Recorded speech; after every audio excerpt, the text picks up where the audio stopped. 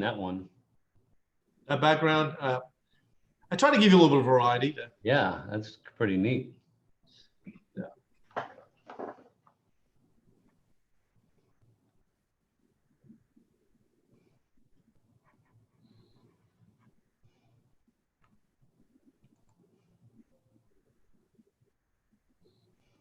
And we are up on YouTube right now. Thank you, ma'am. I like Dan's face covering. Very patriotic. God bless America. All right, so we have a few more seconds, folks. We got a couple more people we need.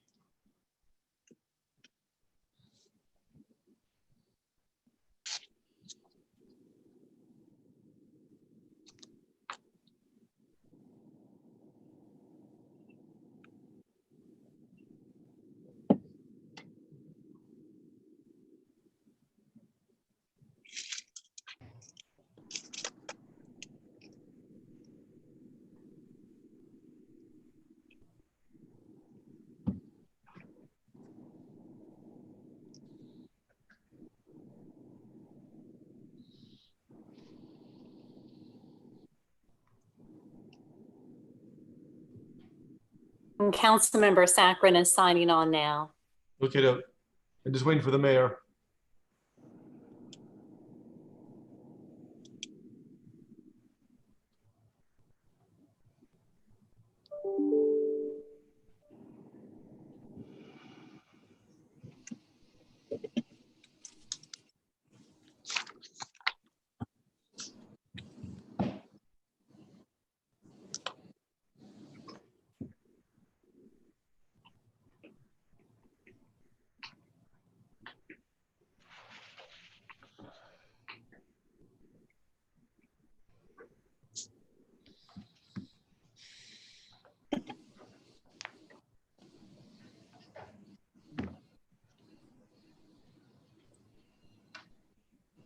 I spoke with Liz, and I think the mayor is getting ready to sign on.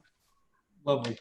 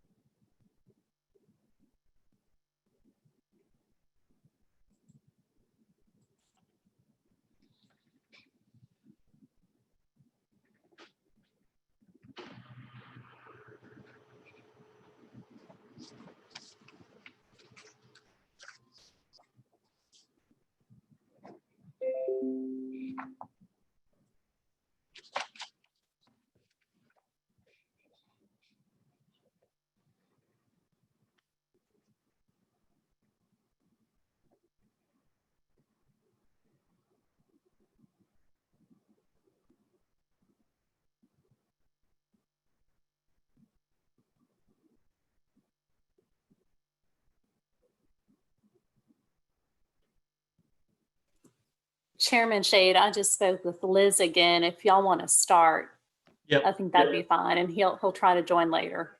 Okay, no, great. So I'm gonna call the order the August 11, 2020 meeting of the Public Safety Committee for the City of Charleston. And Councilmember Sacramento, if I could press you into service for either a moment of silence or an invocation, whatever is your preference. Let's just do a short moment of silence.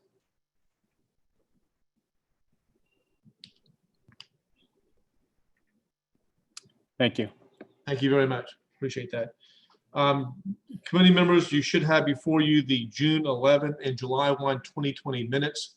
I hope you've had an opportunity to review those. I will entertain a motion to adopt Move those. for approval. Is there a second? I need a second, somebody? I'll second that. Okay. Any further discussion? All those in favor, please say aye.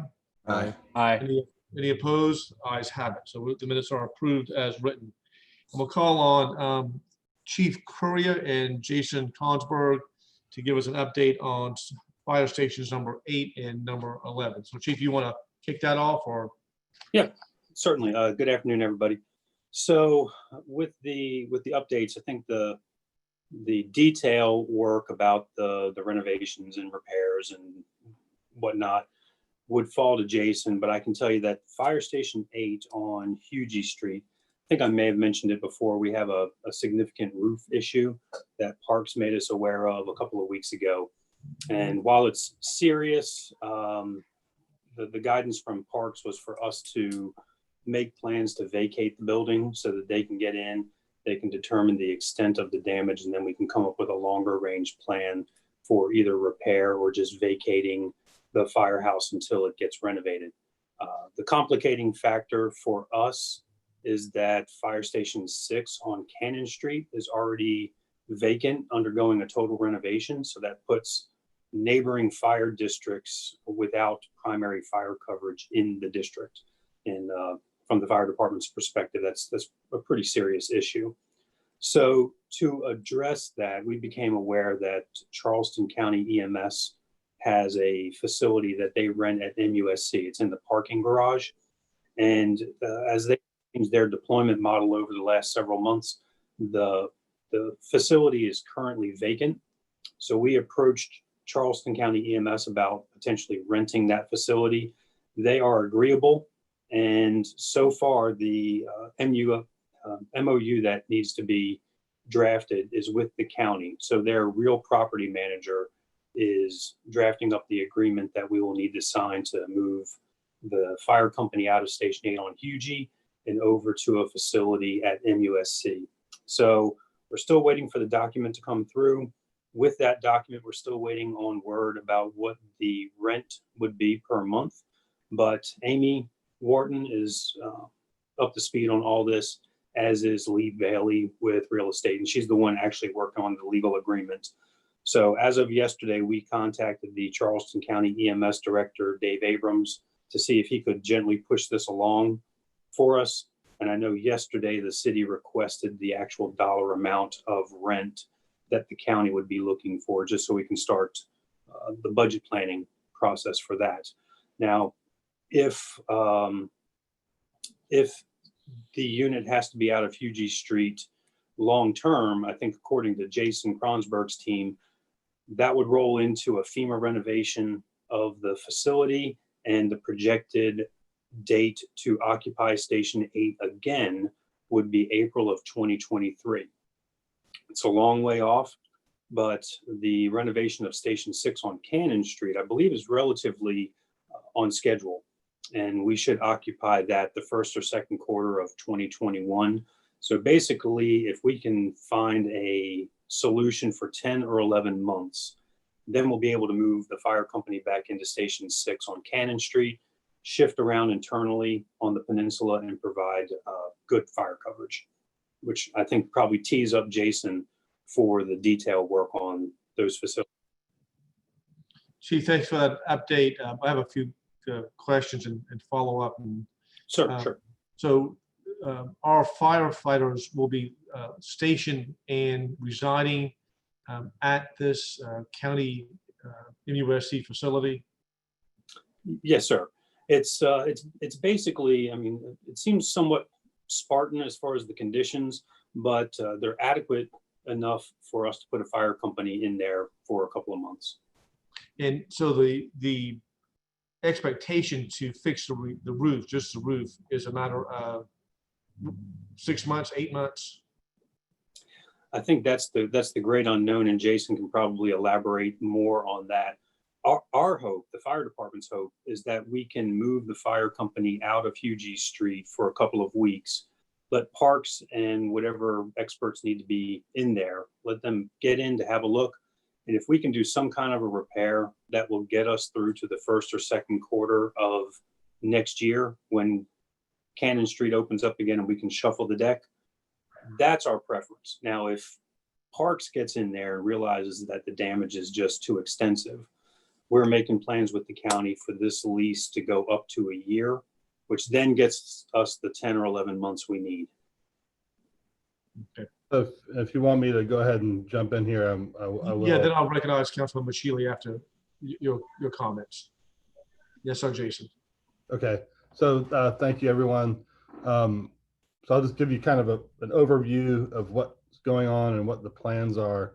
You may or may not know Fire Station 8 was built in 1910, and the last renovation it received was after Hurricane Hugo, and I believe that was administered by the fire department. It was before we had a capital projects division, and before there was a lot of other territory in the city. We know that during that renovation there were some odd things that took place, one of them being the entire roof of that building drains internally through a gutter, not externally, internally through the building at one point, which is the rear point of the roof. There's one drain inlet where the entire roof goes through a gutter downspout through the building. So there were some leak issues. We knew there were some leak issues, and over time there was some temporary fixes that were made. The leaks kind of got a little bit worse. So about a month or maybe 2 months ago, we climbed up in the roof. First of all, we found a ball in the drain that was blocking the drain. But you have to climb up through a closet, through a porthole, and kind of shimmy back around to see where this damage is. What we found was some old termite damage, some dead termites, but we don't think they were active, but they were floating around with some water up there and some significant rot. So these unreinforced masonry buildings, the roof is actually supported by these unreinforced walls. The rot was so severe back there that roof is really not being held up by anything. So the plan right now is working with the fire department, as soon as they're able to get out of the building for a short term to start, is to have an abatement contractor or some abatement specialists come in, work with us, get rid of the lead and asbestos material, so we can then there's two roof ceilings. There's one drop ceiling, and then there's the old beadboard ceiling above that, to get all of that down and determine what the extent of the rot is. And at that point in time, we'll know what the next step is. Fingers crossed that the rot is just that back corner, but since we can't see it, we don't know. Like I said, as soon as that agreement gets in place and the crew can move over to the other facility, we can begin that limited demolition to really investigate what's there. Thank you, Jason. Councilman Mashili, you had your hand up. Oh, thank you. I was just going to ask Chief Curry, the temporary solution at MUSC. So there's going to be adequate space for beds and for kitchen and that type of thing as well? Yes, sir. Their facility is set up it's basically set up like a firehouse, where they expected to have 24-hour EMS crews staying in there. So there's a kitchen, there's a dormitory area, adequate room for our apparatus. It's basically like a smaller firehouse. And then Charleston County EMS switched their deployment model to 12-hour shifts, which negated the need for a 24-hour facility. Oh, good. Yeah. Thank you. Any other council members have a question or any further comment? So it looks like what we'll just have to do is wait and see with the assessed damages. Looks like if we can literally put a Band-Aid on this building. My guess was, Jason, as you were talking, that I had an idea that the building was at least 100 years old. I've been by there a gazillion times, and it looks like one of those old-fashioned firehouses that I'm sure was built in the early part of the 20th century. So it looks like at some point long-term, we're going to need to evaluate Station 8 completely, what to do with it. But right now, just get that roof repair done. Hopefully get y'all set up at MUSC and come back and see where we are in about a couple of months. If I may just give you a quick update on what Chief Currier referenced was the FEMA project. So we actually we are in the process of completely redesigning this facility. We got a FEMA grant to do the design, and once the design is complete, we'll reapply to the South Carolina Emergency Management Division for a phase 2 of that grant, which will fund the complete renovation. So right now, the design team is finishing up design development drawings, should be receiving those by the end of the month. At that point, it'll go to the cost estimation team to do a cost estimate in anticipation of moving into construction documents phase of that project in October. And then again, going back to the Emergency Management Division for the phase 2 grant, probably mid 2021, and then hopefully construction in the first and second quarter of 2022, and as referenced by the chief, completion mid 2023. Those are kind of, all relate to getting through the FEMA and the South Carolina Emergency Management Division grant process. But we presented the plans to the fire department and the mayor. Leolio is the design team, and they're doing a great job. So basically what happens then is the entire roof comes off and an entire new building gets built inside of that facility.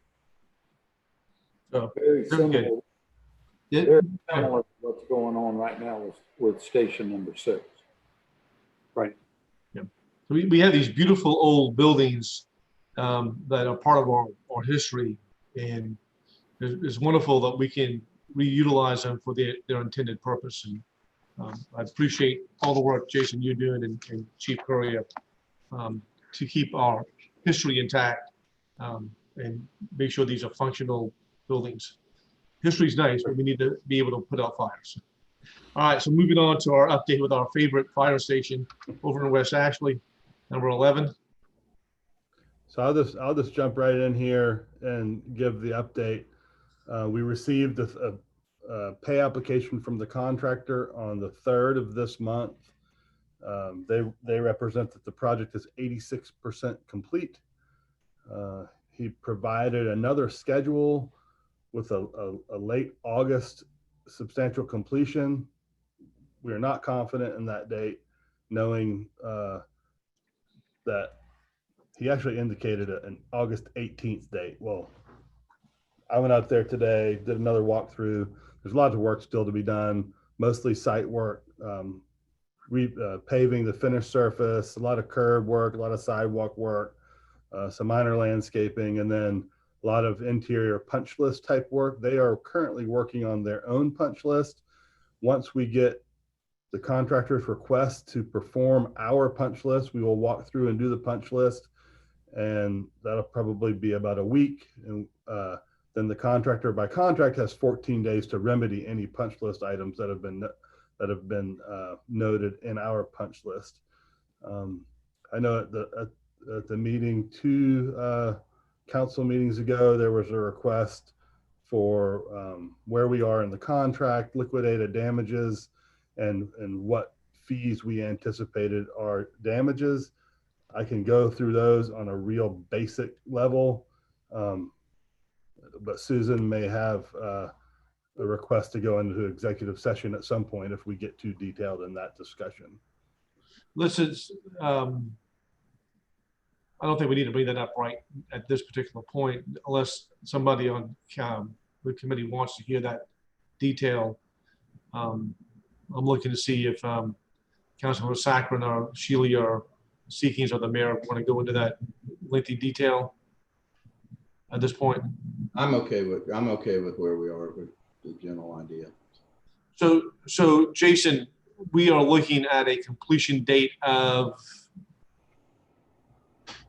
I mean, it's hard, you know, I talked to the contractor today and I explained to him, I was like, listen, every time we give an update on this thing, we give him a date. And then the following update, we give him a new date. And you know, he says, all I can give you now are excuses that aren't going to amount to anything. And again, he said the 18th was substantial completion. You know, there's still a couple more weeks worth of work. I'm thinking end of September. Here, you know, it's close, and it's just lots of that last 15% or that last 10%. If you're really good, you knock it out. But right now we're struggling with it, you know, getting everything done. I will say that, you know, walking through the facility, it's beautiful. It's very nice, but there's, you know, all the little dings and scratches that still need to be fixed. it's not ready to be occupied. That's correct. And we are preserving all of our rights under the contract for liquidated damages. That's correct. We're still holding over $1 million right now. And they're about 228 days into liquidated damages at $1,200 per day. So in the retainage, you know, we're fully covering ourselves on with any damages that we're experiencing, whether it's professional service fees from our design team and or the rent we're currently paying beyond the original December substantial completion date. So we're fully covered in our damages or in our retainage. So, but we're okay staying where we are right now. Now, are we paying monthly rent on that facility? That's correct. And so those would be some of the costs that we've incurred that we would have to prove that those are our damages. And, you know, we would then withhold that retainage to cover those costs. Okay, well, we're this far along and we're very close. 80%, 6% does not seem like a lot, but I think we got the interior work mostly done, which you just mentioned. Some landscape and site work needs to be completed until we get our CO. So we'll, you know, our next meeting in September, only part of September, we'll ask another update and see where we are. And just keep on, I think we got to keep our foot on the accelerator with these guys. Because as Chief Courier explained last time, once we get substantial completion and the punch lists are complete, you know, it's going to take him a while to commission the station and get everybody moved in. So, yeah. Chief Courier, anything we need to add on that? I think the only thing to add on to that is, you know, little things or seemingly little things like us ordering the furniture for the firehouse and based off a completion date and then having the furniture arrive, not having a place to store the furniture, so having to return the furniture to where it's shipped from.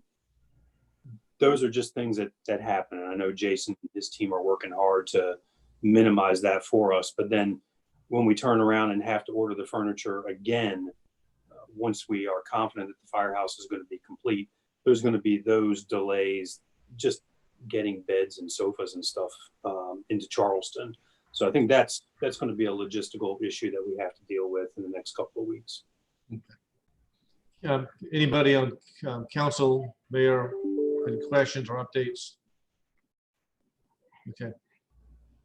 All right, well, we'll just keep on plugging along until we have that ribbon cutting, hopefully very, very, very soon. All right, is anybody ready to give us an update on hurricane preparedness? I don't see anybody from that department.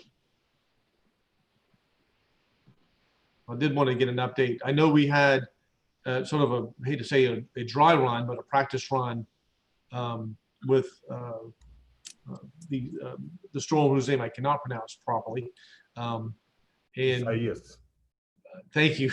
I don't know, so Chief Reynolds or Chief Curry, anything y'all want to add on that part of it? And maybe next meeting we'll have a better, making sure we got everybody on board to give us an update on hurricane preparedness. Well, Mr. Chairman, if I may, Yes, sir. I apologize if Shannon's staff would normally, I think, make a response here. I don't, I talked to him earlier today. I know he's on duty, but maybe he didn't get the message to be a part of the meeting. I didn't ask him. So could I just request he come back to your next meeting? Yeah. And give an update? Yeah, we will do that.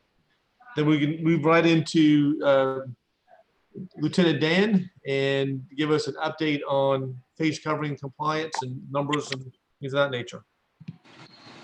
Okay, so far to date, we've issued about 150 warnings. That's including mostly businesses, and I say businesses, retail and restaurants where we have our complaint line set up, and also officers going to these locations and providing those warnings. To date, we've had 18 summonses issued. Court summonses have been issued, and that's currently the status that we're at now. And I know you and I, Councilman Sheed, called or talked earlier. I think, and I'll reach out to the council people here and the mayor about the biggest concern I have, I guess, or what I'm seeing out there. And I'll give examples like a tour guide not reinforcing to the guests that, you know, this mask ordinance is mandatory and it's important. And so I've reached out to the tourism committee or the tour guide association, and if you have contacts in the restaurants or the CVB, I know we've contacted before, but we need to reinforce it, because I think if people are shopping in the stores on King Street and it's reinforced to them by the shop owners, I guess long and the short is we need their help to make this work. And I'm really not seeing a lot of that so far. The more we can hit home with that, with the people that are serving the patrons and tourists, it could really help us. I've encountered a few tour guides that are not reinforcing that message. They have received summonses for not reinforcing the message to their guests. So we're just trying to get the point across to them that it's important that they work with us and not against us. So that's my biggest observation out there. So, and I know Councilman Sackett, the small business community, and I'm not saying every business, every tour guide, a majority are, but there's still the exception of the few that are not really impressing upon their patrons that this is really important. So that would be my biggest plea to anyone out there to help us, is this is all, you know, we're in this together, and that's the only way it's going to work. So Dan, you were breaking up a little bit the early part of your report, and I just want to make sure I got the numbers right. You said 150 warrants were issued? 150 warnings, 18 Warnings. warnings. And then 18 summonses have been issued. Correct. Okay. All right. Anybody on the committee have a question for Dan? All right.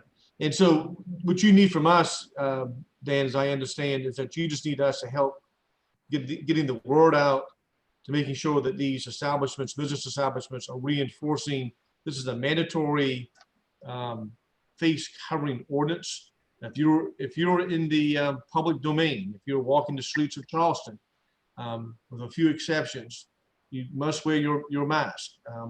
If you're at a restaurant or a retail establishment or a hotel, you must wear a mask, and that includes employees as well. If you're riding on the back of a carriage on a tour, you must wear a mask, and that it really is just that simple. And I know we've tried to simplify this from the prior ordinance that we had. This was an amendment to the prior ordinance. We got rid of the 6 feet kind of rules on here if you're in the public domain. Some exceptions to religious beliefs and some exceptions to health issues. But it's incumbent upon all of us to make sure. I know that in the paper this morning, our numbers have dropped a little bit with the number of positive cases, which was good. Charleston County is not in the top tier of cases being reported. Hopefully that we can account to some of this enforcement and ordinances being passed to contribute to those numbers being down. More awareness is always important. And I think the goal of all this, I want to reiterate this, the goal of this ordinance is to educate our citizens and our visitors to please wear this mask. It's to the benefit of our community. So thank you for your work. I know this is difficult, and going up to people and telling them to wear a mask, and then you're getting some pushback on that. So thank you for all the work that you're doing with that. Chief Reynolds, you and I have had some limited conversation about the enforcement of these ordinances. Anything else that you want to add to this that we can make everybody's lives a little bit easier? No, I know that we've talked a little bit about the ordinance itself, maybe some ways to strengthen it, but we are committed to working with Danny and his team. We've been out, especially in the business district, and helped with handing masks out and helped with education. And we've talked to Danny Friday and Monday of this week about doing some details to do some enforcement. It's a little more difficult with some of the exceptions and the warning provision, but we're committed to working with Danny to help him. He only has so much staff. So our captain in charge of patrol, Jack Weiss, has met with Danny, and we have some things in the works to do more. Thank you all for that. Appreciate it. Anybody else? Yes, our Councilman Sackman. Thank you, Councilmember Shahid. Dan, are you on the weekly call with the restaurant group that we have with Meg? I have attended, I believe, 3 times, not Okay. every, but no, I get it. I am on that call from time to time, but we've sent the message out to everyone. I think it's just every time we have a meeting, every single time, we just need to stress the importance of them backing us and getting the message out there. Just the more they help us, I think it'll work out for the best for all of us. And I'm happy to help press that message, especially with, I think Jill Maynard's also on that call with Explore Charleston. They should be assisting with this effort as well. So I'm happy to double up on that call when we have it this week. Excellent, thanks. Yep. Anybody else? Well, yes, sir, Mayor. So I don't need to reiterate how important it is for everyone to wear a mask, but I do want to thank Dan and Chief Reynolds and Chief Courier, all the departments, the Fire Marshal's office for being a part of this, because it is that important and it is a difficult thing. Particularly, I would most respectfully say that it would have been easier if there was a statewide order in place rather than being encouraged. We were encouraged by the governor, local jurisdictions to have mass ordinances in the state. And in fact, I'm told that almost 50% of the population of the state of South Carolina is under a mask ordinance because of so many towns and cities that have put them in place. But even so, and having a kind of template for an ordinance from the municipal association, it varied a little bit from one town, city to the next, and it's mandatory here and not mandatory there. So unless you were a citizen that was pretty attuned to this kind of thing, certainly understandable. They might not be up on what the latest iteration of our ordinance is. And so that's why the continued communication by not just our enforcement folks, but us as elected officials and everyone we can engage to help us spread the message is an important thing. So thanks. And Mayor, I agree with you. I think that our lives would be a lot easier if there was a statewide mandatory ordinance, a mandatory statute regulating face coverings. I think that a lot of folks are confused by it. I give them the benefit of the doubt. Whatever we need to do to support Dan and the chief on this, we'll pledge that to you. And I think the other part is just to make sure if we're not getting the word out, do we need to put up more billboards somewhere, or making sure we got this on our social media platforms so that people are fully aware. Hotels, when guests come into town, making sure that the hotel industry is notifying these folks, you have to wear a mask. I just don't know if we need to do more of that sort of stuff, because the idea really is not to be heavy-handed in this. The idea is to just have compliance, Right. so that we know that it has an impact, it has a positive impact on keeping these numbers down.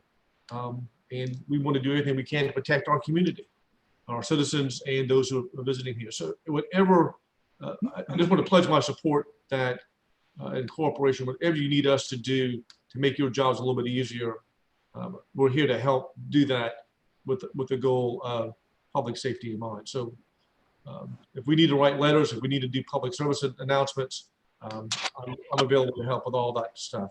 So if anybody else you need me to contact personally, I'll go out and make those contacts. Thank you for that update, and we'll probably every meeting just keep on asking you for a update on where we stand with all this. Okay. I know we have two other items on the agenda. Chief Reynolds has got, he and I talked earlier today, so I get a preview of where we are with this update on the racial bias audit and the Illumination project. And I know you've got some team members to assist you with that, Chief Reynolds. You want to go ahead and lead into that? And, sure. If one needs, I think, hopefully you have the ability to put it up for everybody to see. We have a PowerPoint, and it'll probably take about 10 minutes or so with some discussion. If anybody has any questions, please interrupt me at any point. Hopefully Wendy can put this up and we can get rolling. And while you're doing that, I just want to recognize that Councilmember Pell has joined us and is participating in this committee meeting. Thank you, Councilmember Pell. Thank you very much. Honored to see what y'all are up to. So the purpose of this is to provide an update on the racial bias audit and the Illumination project, and kind of talk about where we started in 2015. And you'll see some of the pictures of what occurred at that time, because I think we would not be doing this a service if we didn't show some of the background of what occurred with Mother Emanuel, with Walter Scott, and with other events, which led to the Illumination project. A lot of community meetings, a lot of engagement, a lot of productive listening sessions, okra soup dinners, and a variety of other things. So what you have in front of you now is a slide that kind of articulates the Illumination project and some of the strategic plan. And I'll read just some of the goals, the 5 goals that the Illumination project had. Gaining a better understanding between citizens and police, a mutually respectful, trusting relationship between citizens and police, developing a training curriculum to enhance citizen and police understanding of each other's roles, rights, and responsibilities, developing and using best practices to improve citizen and police relationships through policies and procedures, and expanding the concept of community-oriented policing in all segments of our communities. And that's a good segue into some of the things that were accomplished, and there was many things that were accomplished through the Illumination projects, but just a few notable things that I think are worthy of mentioning in the current environment. Promoting de-escalation as a core principle of the department's training program with use of force. Creating, training, and implementing a police citizens advisory council, which we've fully implemented in the last couple years. And we actually had a meeting just last week. It was very productive. We now have almost a full council, and there's a lot of goals and objectives and work groups that have emerged, and it was really uplifting. We had a 2-hour meeting last week that was very full agenda and very productive. I think we're heading in a good direction. Increase citizen police contacts and challenge communities. during non-crisis situations and communicate more programs and outreach efforts, and make it easy and secure for citizens to make a complaint or to provide a compliment about a police officer. And that's a good segue into the audit itself, because those are some of the things that were listed in the audit. And I think it's worthy of mentioning Cajun and others who advocated for and were really strong on making sure that we had racial equity and that should be an important priority within the city. And that's what led to the council members and others hiring an external independent police auditor to do this audit on our stops, searches, questioning, frisks, and a variety of other things. So this is the final report, the cover, if you will. And if in 2019, there was a board that was a diverse group of people, not the least of which is some of the people on this call, council members and others who worked with an external process that got a lot of input, selected CNA as the firm, and they did their audit, which included 75 meetings with all levels of our organization, sworn and non-sworn, and people in the community to understand the policing problems in our city. A preliminary report was issued, and a month was given to provide community feedback. It was very external facing, very transparent, and a lot of people did in fact participate, and a final report was issued in November of 2019.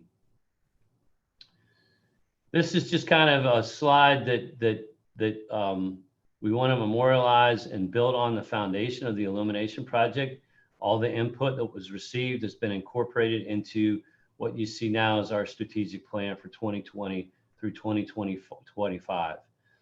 We partnered with the College of Charleston, the Community Assistance Program, the Riley Center, and developed strategies that will move us forward through 2025. And you see some of the things here, creating a strategic plan that integrates the recommendations of the audit, also integrates a lot of the strategies and input of the Illumination Project into the guiding principles for our department.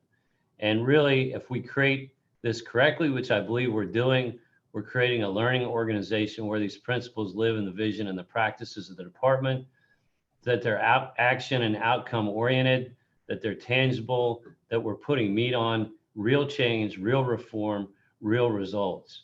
Both the audit and the Illumination Project contributed to what is now our strategic plan. And we're actually going to release, Wendy's been working on it since she got here, a final report for the Illumination Project, which is going to be fairly lengthy with all the strategies and all that were encompassed in a part of the Illumination Project. That'll be coming out next month. Here's some of the tangible things that have occurred that we've gotten support in our budget and that have really, I think, put meat on our efforts towards reform and accomplishing the changes that we've talked about, not just creating policies, but creating real change, real outcomes, incorporating this into our culture, incorporating it into how we interact with our communities, focusing on problem solving, which is the Office of Community Oriented Policing, which was created. And then the director of that is Captain Dustin Thompson, who's on the call right now, and other positions that were a part of the audit. And there's external input, people that came in from the outside for the Research and Procedural Justice Director, Wendy Stiver, and our compliance manager to not only make sure that we are making the changes that we talk about making, but auditing those and constantly, when I say a learning organization, constantly focusing on outcomes, results, best practices, not just saying that we're doing things, not just having a written policy, but checking, training, and making sure that we're making those pivots as we need to. Some of the achievements I've talked about already, community outreach, a lot of things have gone into that, focusing on solving problems more comprehensively, not just responding to calls for service, not just making arrests, not just writing reports, but trying to be collaborative with other partnering agencies and working in a way that we're actually solving problems, getting at the root cause of the problems, and getting other resources focused on those things. One example of many in the training area is EPIC. Ethical policing is courageous. This is something that is talked about a lot nationally, the duty to intervene. And just a really good example would be what happened in Minneapolis. We actually are making sure that we go over scenarios, real world scenarios, where officers are able to talk through how they would intervene if another officer is doing something that they shouldn't be doing. They'll save their career, maybe save them from being criminally charged, maybe save their lives. And so it's very real and it's got meat on it. And it's something that a lot of people are talking about around the country. I think it's something that any innovative, progressive, responsible agency is doing. And those are just some examples of the things that we're doing. These are, I'll let Wendy just kind of touch on this slide. This is a dashboard that we have. If you look at some of these things, you ask yourself, well, how come we're so far behind? Well, this is a 5-year plan. And we're not going to check off anything that's not already done. So a lot of things are in progress, but if they're still in progress and they're not done, they're not reflected on this. And there's a lot of things that we started even when the audit just began, where we met with the experts, we met with the audit team, we actually reviewed a lot of things and they were able to tell us things that we could fix right away, low-hanging fruit. So we've really been working on this, not just since the report was issued, but since the auditors came to town and making real change and dealing with and fixing areas where we had deficiencies. Wendy, anything you want to add to that? No, I'll just add that, you know, as far as these tasks, there were 72 tasks in the audit. Some of them recommend just making a change to a policy, like adding sanctity of life statements to some of our policies. That obviously was an easy change to implement. You know, some of them will take a lot longer to implement, and anything that we've already, you know, marked as complete is going to come with an evaluation on the back end to verify that we're actually doing what we say we're doing. I'll let Dustin, who's the director and the commander of our Office of Community-Oriented Policing, talk about this slide. Chief, before you do that, when you go back to that prior slide, and if you could just elaborate a little bit when you've got I'll just go to the very first one, traffic stops and field contacts, 29%. Can you just elaborate what you mean by that? Yes, yes, sir. You know, the audit calls for, and one of the things that the audit calls for is an annual report with detailed analysis on traffic stops and specifically looking at the racial disparity in everything we do: traffic stops, use of force, arrests, ticketing. And so a big part of really doing that analysis is getting the tools in place and kind of learning in the organization how to do that very detailed analysis. It's been done. I always point to Frank Baumgartner from UNC, who did this work on an analysis of 20 million traffic stops in North Carolina. And, you know, it took him a lot of very high level work to produce the work that he did on that. That's what I'm shooting for. Obviously, I'm not a highly rated PhD at a university, but I have some friends who are. So we're going to bring them in, and we're going to really do this right. We're not going to cut corners on it. So it's going to take some time to develop the tools and create the analysis to produce the reports that the community wants to see when it comes to racial disparity in everything we do, especially traffic stops. Thank you. I thought it was just worthwhile that we elaborated on what you're doing and explain what these percentages mean. So we can go on to the next slide if you need to. Thank you, Wendy. Yes, sir. So the next slide, in January, we had a resignation of our leader of the Illumination project. So Chief and I got together with the mayor and worked out the next phase, if you will, of what we have learned from the Illumination project, what we learned from the audit, and we partnered with the Coastal Crisis Chaplaincy. There on the screen are some of the highlights of the plan that we came up with the Coastal Crisis Chaplaincy, specifically that you know, using the Coastal Crisis Chaplaincy to meet with us quarterly to go over what we've done previously in that quarter and what we're moving forward to, and get insight from an outside entity as we go forward. We're all about making change with the Coastal Crisis Chaplaincy. They want to be out there, boots on the ground. Over the last 5 years, we've done multiple community meetings. We've done a lot with the audit with community meetings. Now we're getting some boots on the ground and doing what we say we've been wanting to do for the last couple of years. So that's the brief on the partnership project. The chaplaincy has multiple chaplains that are already assigned to the city. We worked out different rotations with that group, and they've already started working with us. They were out at our roll calls yesterday on the east side, and we'll continue to work with them. Very good. All right. Anything further on the presentation, Chief? Yes, keep going. So this is a picture from yesterday. This is out on the east side, Columbus, near Hanover.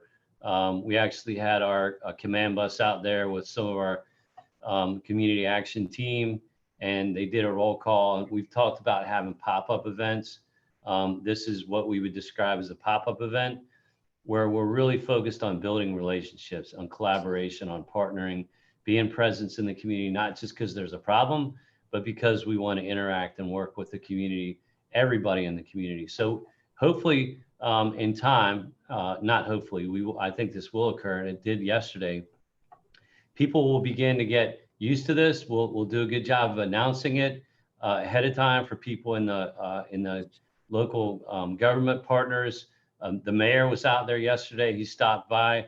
I went there in the morning. We had a roll call in the morning, and we had an overlapping roll call in the evening at 5, and they were there the entire day. And a lot of people stopped in, and we, of course, are emphasizing getting out on foot, on bicycle. We have people that want us to have mounted patrol, to roll our windows down, to be accessible and be present in the community.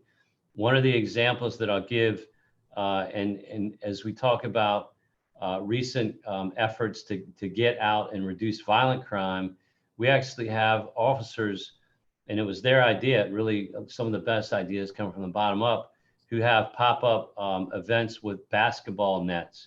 They actually have portable basketball nets that they pull out of their trunk, and they'll pop it up if they see kids on the street corner in an area in a neighborhood, and they'll get the basketball out and they'll actually start playing with the kids to get a rapport, to show them that we, put the human side of ourselves out there, and to work really hard on being a presence, on building trust, on being present in all of our communities. And so if you look at the next slide, this is just a snapshot of year to date, the crime. And if you look at the numbers on the right side, if you look at the shaded numbers on the left, those are the total numbers, and you'll see a slight adjustment. And what we've taken out is that reflects taking out the numbers specific to the riot, so that it doesn't throw off our year-to-year comparisons. So there was about a day and a half where anything that was specifically related to the riot, those total numbers are still accurately captured on the left column, but then there's an adjustment, and those two from 2020 to 2019 are compared.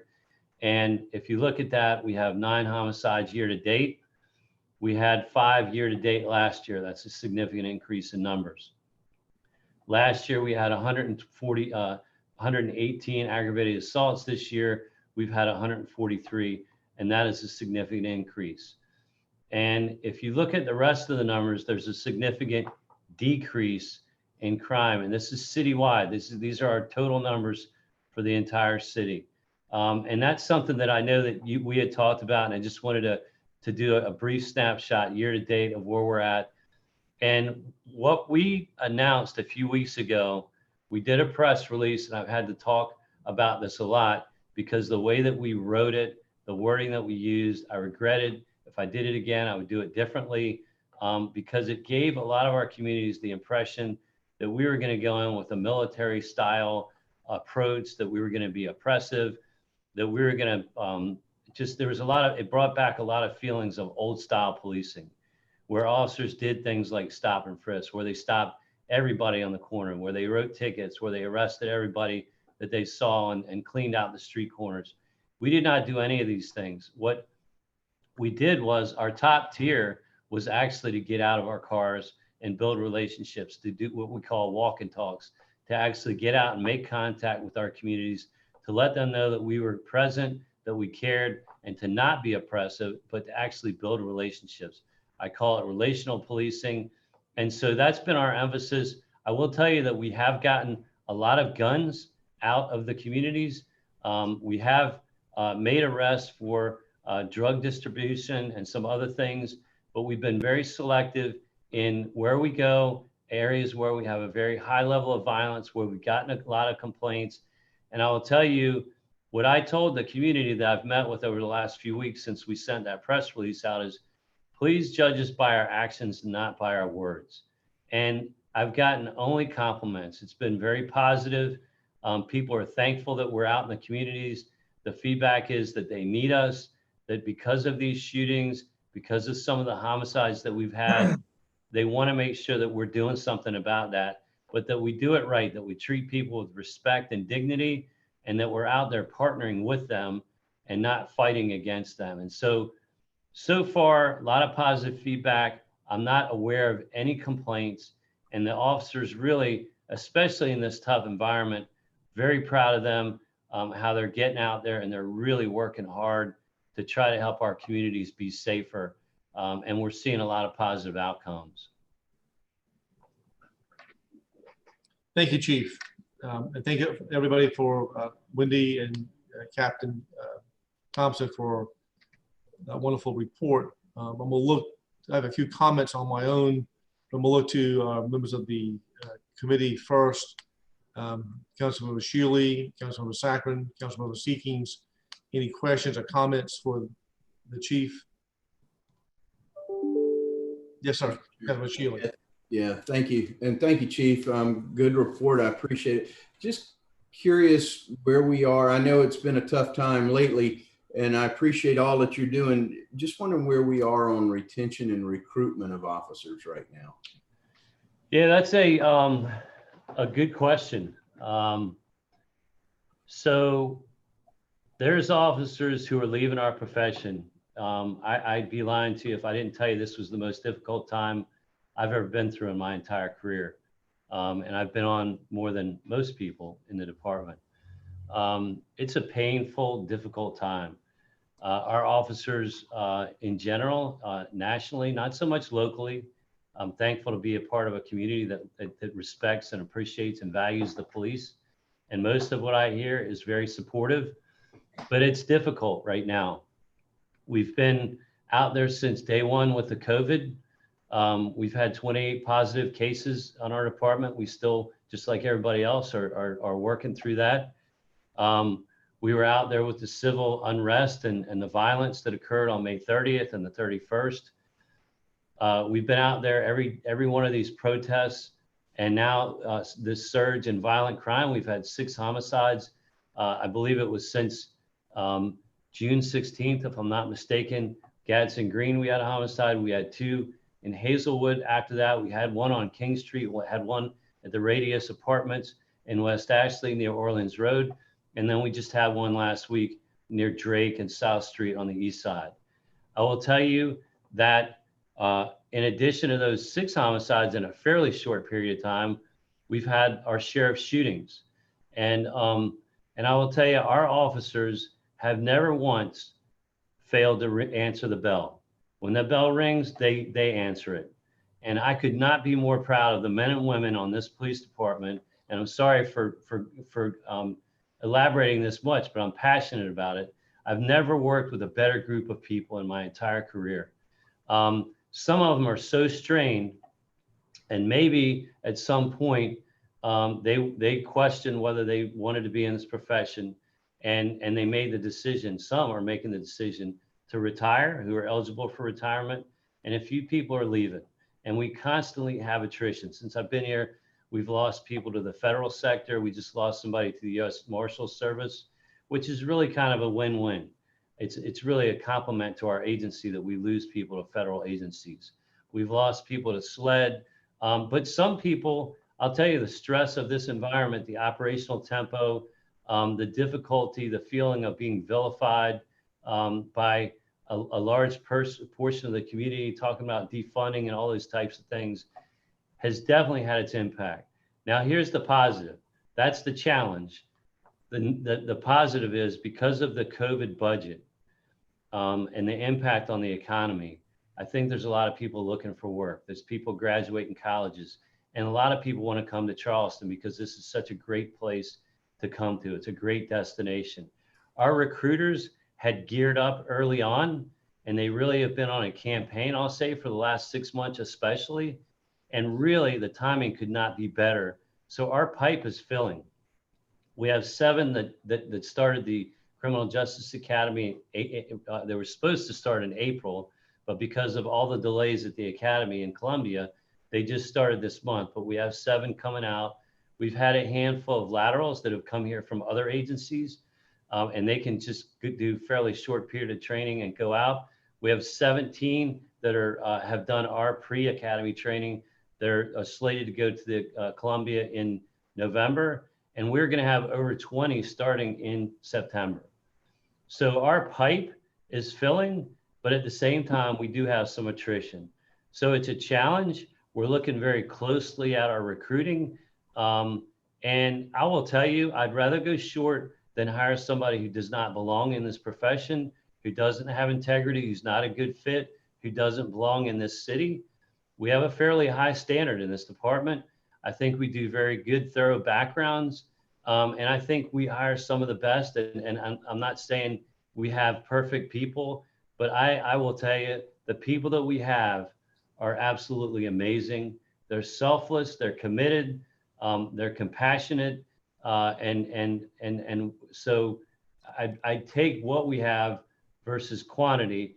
But that being said, we're probably close to 70 under complement right now. So we have a lot of work to do, because it's my goal that we get at complement and that we're hiring for future vacancies. That's our goal. That's my stated goal.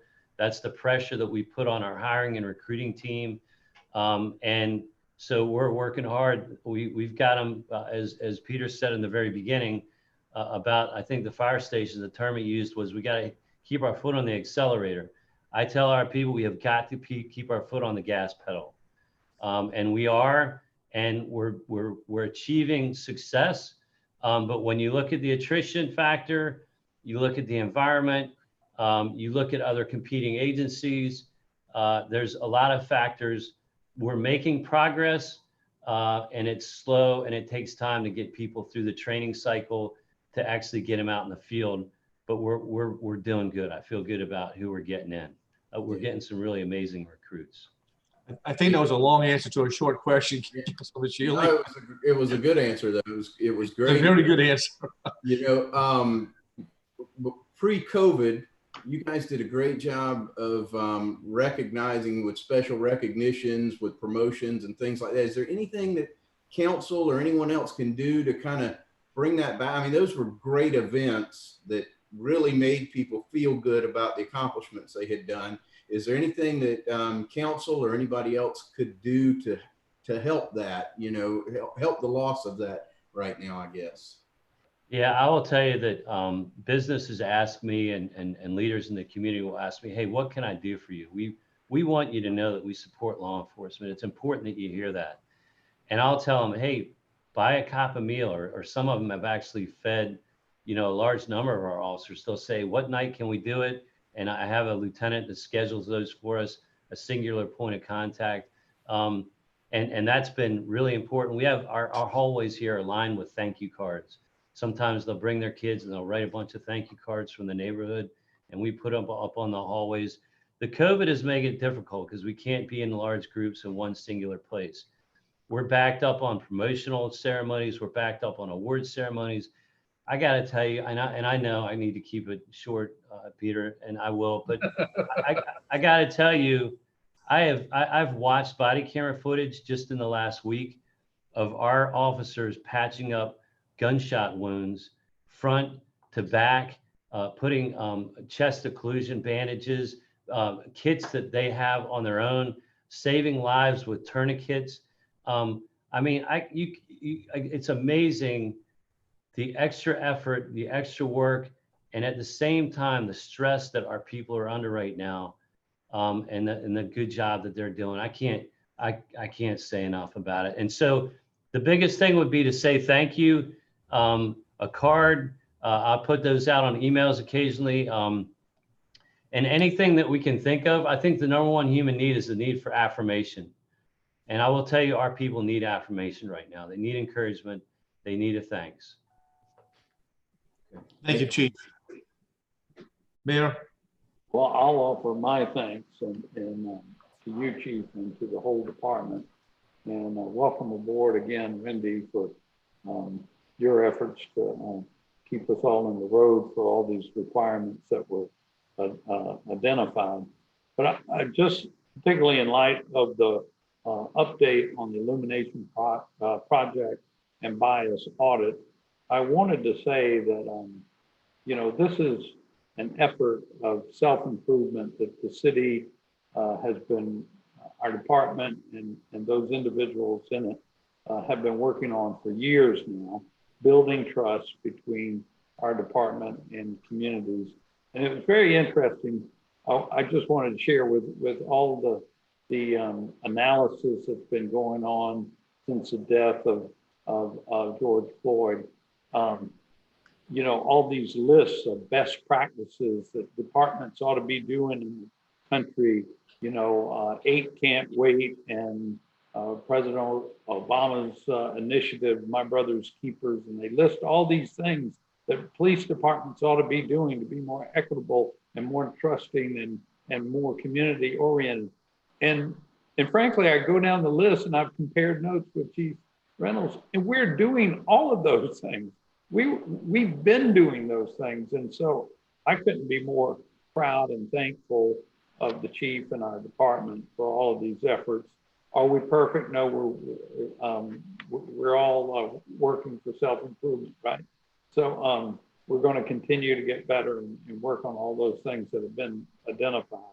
But I just want to shout out and say thanks, and what a great job I think they've done on this front. Thank you, Mayor. Chief, I want to go back to a couple of points that were earlier in the slide. And I think this is for people's information. And you alluded to the press release that came out earlier. But when you were talking about roll call, and I just want to make sure it's clear on this, what you're talking about doing the roll calls is your officers are reporting for duty at those sites. Am I accurate in that?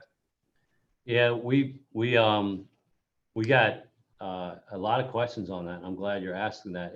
That's exactly what it is. It's simply where they show up in the beginning of the shift and they get briefed, and it's just a way of being present, where a supervisor gets to meet with their people, the team leader, a sergeant, usually a corporal, to actually talk to them about what's going on in the community, what are the plans for the day, what are their expectations, making sure that their equipment's right, making sure that they've been briefed, and that if they have any questions or needs or concerns. That's the purpose of roll call. It's just a simple meeting in the beginning of each day for our officers. And those roll calls are being held off-site, away from the headquarters. Right. That's something that was part of the announcement, is that we would do roll calls in communities, which people want us out in the communities, but it's not an action. It's just a presence. Right. And then you talked about, and you and I chatted about this earlier, these pop-up events that you're having. And as I said to you earlier, I just would encourage to carry those out to different parts of the city. I think it's a very effective tool for people to see you out there. You mentioned, getting the officers out of the cars. I know it's kind of more of a difficult process when you get into the areas of West Ashley and James Island and Daniel Island and Johns Island. But I would encourage you to the point to locate some of these areas in West Ashley and the other islands, to think about doing those kind of pop-up. I think the police presence throughout the city is just so critically important. You talked about these officers doing these pop-up basketball games, impromptu things. Those things are important citywide, and I would encourage you to carry that out throughout the rest of this calendar year. See how that works out. I mean, I know it's a little bit different than on the peninsula part of town, but it certainly would make a huge impact on that. And I know Dustin will get out the announcements ahead of time, but the next significant one is in West Ashley. Dustin, I don't know if you want to speak to that. I would just add that, you know, we had these plans of rolling these out for the whole year back before COVID hit. I don't want to blame everything on COVID, but now that we're getting, you know, the mask and all and getting a little bit, I don't want to say comfortable, but more in a routine that we feel comfortable doing things. Yes, our original plans were all over the city in all the different communities, out at businesses. So we're getting those scheduled and we'll make sure those are announced. Very good. Very positive reviews from everyone. Thanks. Councilman Shealy, I do appreciate you asking that question about retention and recruitment. I was on a radio call not too long ago, and that question came up, and I passed the email I got from that individual to the chief about what we were doing. And it's always so important that we take the temperature of our men and women in both the police department and fire department. I'm very proud of those men and women for the hard work that they do. We're very supportive of them. We're here to support our first responders, also to ask questions and to make sure that we are compliant with this audit. And as the mayor said, I think when you go through the laundry list of things that we can tick off that they recommended us to do, some of those things we were doing in advance, and you jump right in it. And I'm very proud of the progress that we're making with this audit. And we'll continually come back asking for updates on that. And as you mentioned earlier, Chief, this is a 5-year program, so we're not going to have 100% completion on everything in the first year. But I'm impressed with the work that you've done so far, and I would just encourage you to keep that up. And can I just say too, the one thing that I've heard in the past is we don't want you to just check the block. Right. And I can assure you, we are not checking the block. We constantly challenge each and every one of these strategies, discussions, and say, hey, we don't just want to say, hey, we had X number of meetings or we did X strategies. We have a new policy. The question is, what is the outcome? Are we doing the right things for the right reasons? And I just can't emphasize that enough. We really are making the most of this audit of these positions, and our organization, I think by and large, has embraced it. It's taken time to help our members and the community understand even what the audit is. Those of us that have been involved sometimes take that for granted. So the more we talk about it, the better. And Wendy's doing a lot to make sure that we're engaged with the community on this effort. It's not just a one-time kind of thing. Very good. Any other question from any council members? May I appreciate your comments on what you said earlier as well. Councilmember Pell, I know you're not a member of our committee, but you're listening in. If you want to ask a question or a comment, please feel free to do that. I appreciate the opportunity, but I think all my questions and concerns have been more than adequately addressed, and I appreciate everybody's very hard work under difficult circumstances. So keep up the good work. Thank y'all. Thank you, sir. All right, so the last item on our agenda is this ordinance about stopping people from jumping off of bridges. And I see Steve Rumlin is on the call. And so Steve, do you want to give us an update about this ordinance and where we stand with this?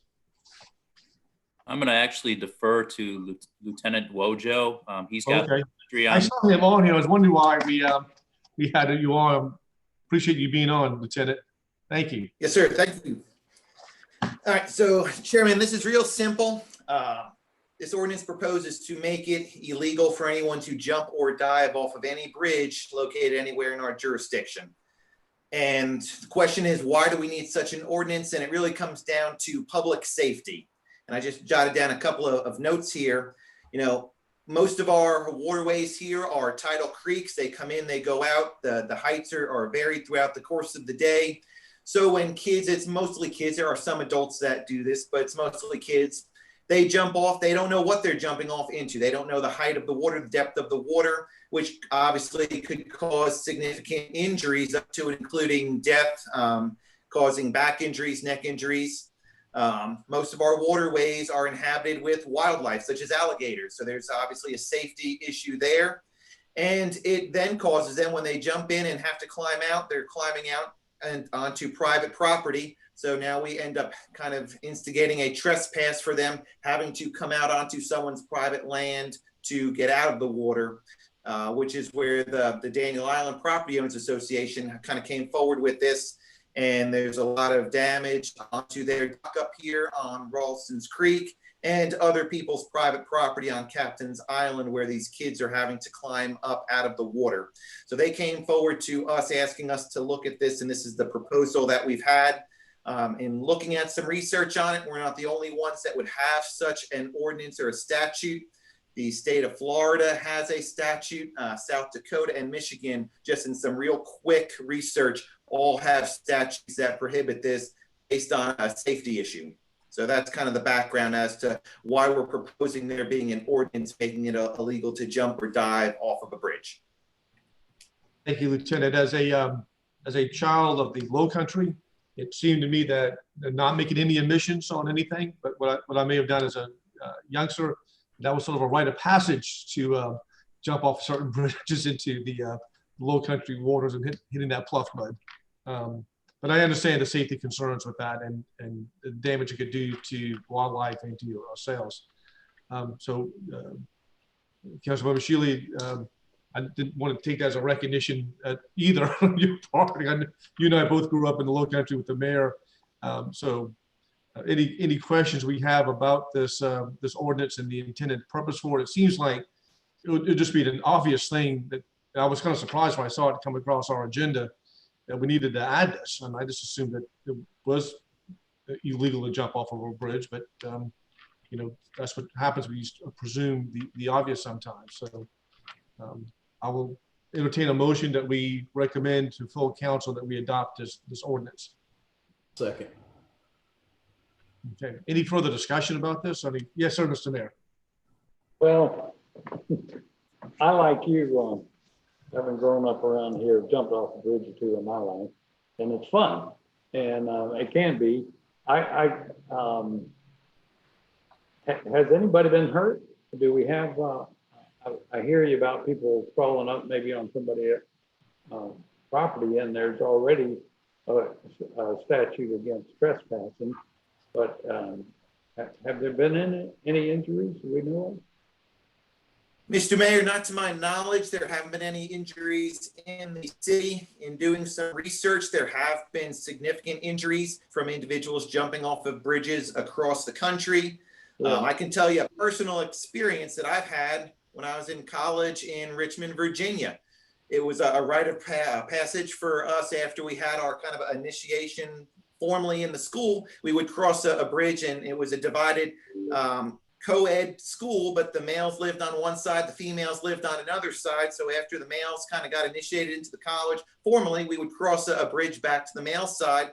And one of our football players actually jumped off of the bridge and drowned and died my freshman year in college. So while there are no known instances here in the Low Country in Charleston, there are documented cases across the country. And again, I can give you a personal example where there is a significant injury risk to individuals where they don't know how to swim, which is what the case was in my instance, or they jump off, they get injured. So there is a significant danger involved. Right. Well, even diving boards aren't that prevalent anymore as they were when we were younger. I mean, but this does seem a little obtrusive to me. I mean, it seems like folks that aren't trying to hurt themselves would take enough care not to try to be safe. I mean, and then you get, where does this stop? I mean, would we give a ticket to Clarence when he was jumping off the bridge to save Mr. Bailey and It's a Wonderful Life? You know, and is this something that we're going to have to go out and put signs on every bridge in the city, you know, notifying folks that there's a violation or there's an ordinance about this, and enforcement is an issue? I would question whether, you know, we only own a few bridges ourselves. I think we own 6 bridges they're all small bridges. Is this something that the SCDOT, who owns most of the bridges in the state of South Carolina, should have a policy on rather than us? I don't know. As you can tell, I got a few questions about this, and I mean, I totally get the public safety aspect of it, but wonder if we could give this a little more thought before we pass it. You know, Mayor, my understanding was that, as I said earlier, I just assumed that it was illegal to jump off of a bridge. I didn't know this was never not an ordinance or a state statute. Maybe it was just a matter of what state law requires. And so, Steve, if I could call you on the spot a little bit, do you know whether or not there is a state law that addresses state bridges? Based on my research, I did not find anything on that issue. I found this ordinance, I believe, from Myrtle Beach, so it's almost verbatim. They had one particular bridge mentioned in their ordinance. It wasn't all bridges, but I adapted that to include all bridges in the city of Charleston. Okay. Who owns the bridge where you know, this issue arose from, the complaint? It's my understanding that the bridge that kind of prompted this issue is owned by the city, but the land that you'd have to come up on is private land. So, okay. Which bridge is it? Do you mind me asking? Yes, Mr. Mayor, it's the bridge that connects Daniel Island to Captain's Island. So it's on the kind of the north side of the golf course, and it connects to the new residential area that they are building on Captain's Island. Okay. Are there any other comments or any questions from members of council? So the motion on the floor is just to forward it to council, full council's review. So I would, Mayor, just recommend that we just get it in front of full council. We need to defer at that point or get more information between now and August 18th. We can certainly do that. But I think I understand some of the concerns and questions that generated this several months ago, earlier this year. And with that in mind, I would recommend that we go ahead and recommend to full council to adopt this ordinance. So I'll call the question. All those in favor signify by saying aye. Aye. Aye. All those opposed? Nay. Nay. So is that, we got 3 nays to 2 yeses. Is that my count, Madam Clerk? That's what I had as well. Councilmember Seeking, did you vote nay? I did. Okay. Yep, and I think the mayor did, and Councilmember Sacker, is that correct? That's correct.